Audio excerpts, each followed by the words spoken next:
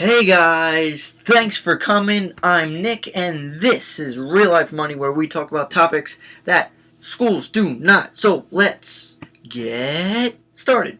In this video, we're going over buying versus renting, whether it's houses and or apartments. But before we get into it, I want to talk about the old American dream. So this is a message to basically the people of my generation. Think of the old American dream. It was basically to get a house. When you got a house, you've made it. You're successful. So think of our parents. What did they do? They went to high school, and when they graduated, they got a job. They did whatever they had to do. They saved as much as they can, doing whatever, and they bought a house. Now, with our parents' generation, many of them didn't go to college. Now, yeah, of course, there were some, but it was definitely less popular thing of going to college. So instead of going to college, once they graduated high school, they got a job. Well, I got some news for you guys, because the American dream has changed. Now, the main reason why the American dream has changed is because of student loans. Look at our parents. They went from high school straight to work. So they're like, oh, I got my first house when I was 23. So we're like, congratulations, Pops. You didn't have $50,000 of student loans staring at you at the face. I don't call my dad's Pops. I'm assuming people do. I don't know. But the main thing is that why these generations are different is because they didn't have student loans when we do. So the new American dream is to get the hell out of student loans. So realize that this is kind of the new norm. A lot of people are still in their parents' house because things are expensive, and that not only because they're lazy. Let me stop you right there. Some are lazy, but not all of them are, because there are student loans staring at them in the face, and they still have to deal with those. How could they deal with those and save up for a house at the same time? Now, yes, it is possible, but that is a different topic. If you're interested of wondering if college is worth it, I have other videos that talks about that. I'll leave a link in the description.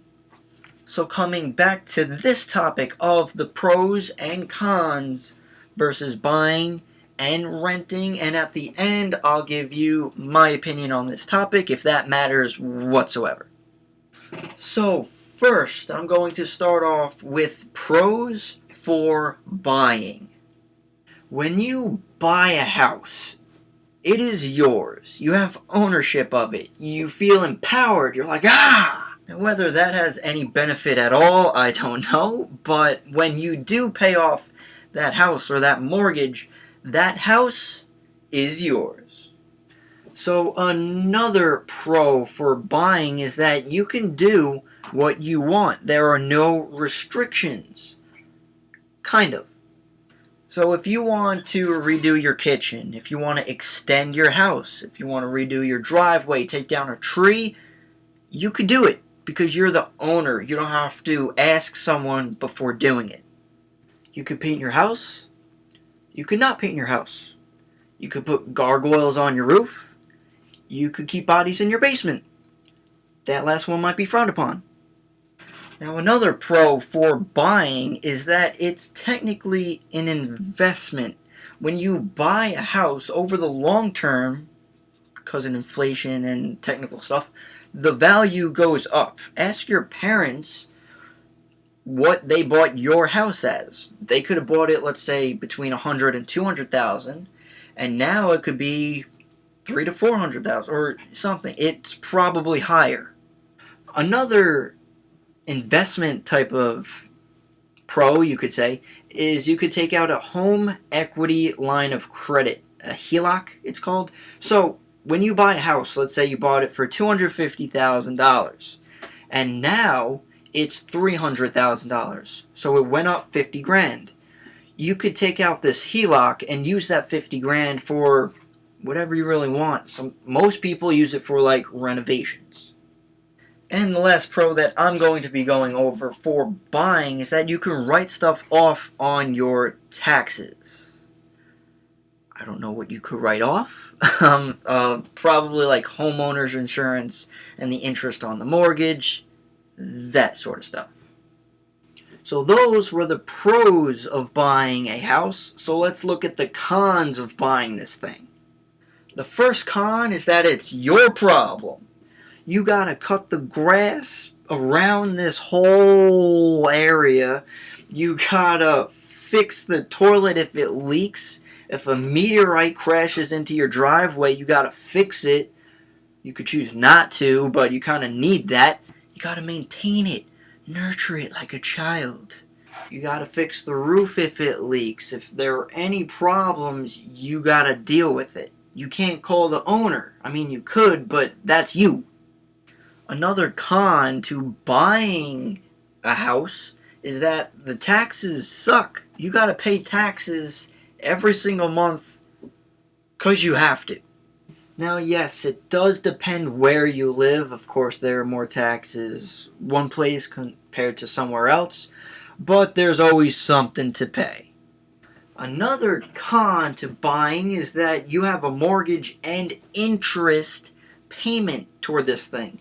You could be buying a house for $300,000, but at the end of the loan, plus in the interest, you could be paying $500,000.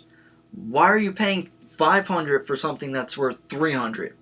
You were also stuck there for the most part. If you want to move, in most situations, you have to stay there until you sell the damn thing. Then you can finally get out of there. Having a house is not liquid. You can't just take the money that you have in there, pull it out like a savings account, and then just go somewhere else. It could take months and unfortunately sometimes even years to sell it. And another thing I almost forgot of, PMI. What does that stand for? It stands for pissed off. No, I'm kidding. It stands for Private Morgan Freeman? Private Mortgage Insurance. The bank basically charges you this if you don't have a 20% down payment, because it's risk to the bank that you don't have enough equity in the house. So if you don't have a 20% down, they charge you PMI. I mean, it makes sense, but it sucks. So those are some of the pros and cons of buying. But what about renting? So let's look at the sunshine and daisies side of renting. And I believe one of the main things is that usually a rental payment is less than a mortgage payment. It's cheaper. So let's say if you find a rental for $1,250 a month versus a mortgage where you would have to pay, I don't know, $2,000 a month, you could save that $750 every single month. The thing is that you should be saving that money. That's a lot of money every single month. So if you're using that $750 for something else, like buying, I don't know, a new car, vacation, or whatever, that's not the smartest idea. You should actually be saving that money so you could, I don't know, do something with your life. Another pro to renting is that the mobility factor is that you can actually get up and go to some extent and just move somewhere else, especially if you are trying new jobs, going for like different careers, trying to establish yourself. You want that mobility.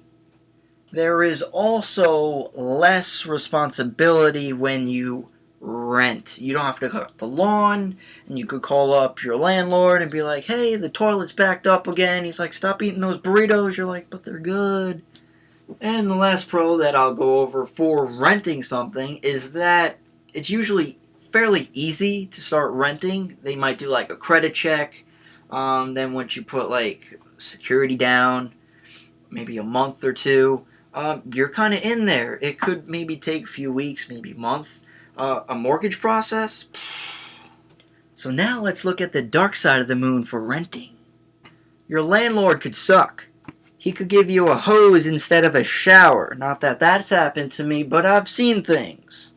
Not only the landlord could suck, but the apartment could suck. The area could be small, the paint could be peeling, and there could be a bunch of windows so you have no privacy, so everyone's looking at you while you're popping a squat. Next con is that when you pay for your rent, and when you, let's say you stay there for a year or whatever, when you're done paying the rent, you have nothing to show for it.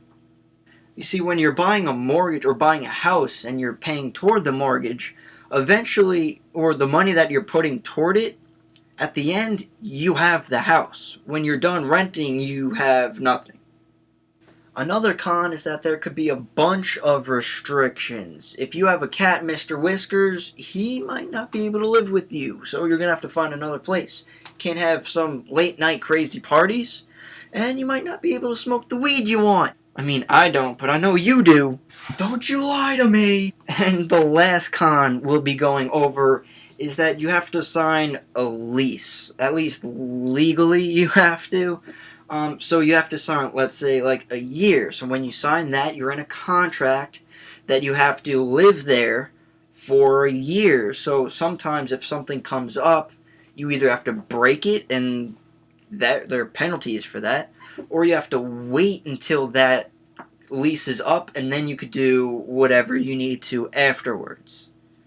So like going back to that pro before of mobility, this kind of does limit you with these leases, but it's definitely easier to either wait to get out of a lease and then move somewhere to trying to sell a piece of property. So those are the pros and cons of renting. So what's my opinion? It depends, guys. Every single person is different. Everyone has a different situation. So that's why I gave the different pros and cons for both, so you could look at it from your perspective. But from my own opinion, if you are kind of bouncing around different jobs and trying to establish yourself and finding a career for yourself, I would go for renting. So you could, try whatever you need to, so you're not held to a specific area. And then while you're renting, since you're not buying, you could save that money to move forward. Now, once you're established and more stable, I would suggest buying, because for the long term, it is an investment. The value can go up. I would try to knock down that mortgage as quick as possible, so then you could do whatever you need to. If you want, you could rent it out. You could move. So there are many possibilities out there, guys. It's really what you want. So, thanks for watching. If this helped open your mind a bit, you learned something, you could always share it to a friend. Might help them out. If you have any ideas, you could always leave them in the comment section below. And don't forget to subscribe to my channel, Real Life Money, where we talk about real life and money, because schools aren't doing that. So I'll see you guys in the next one.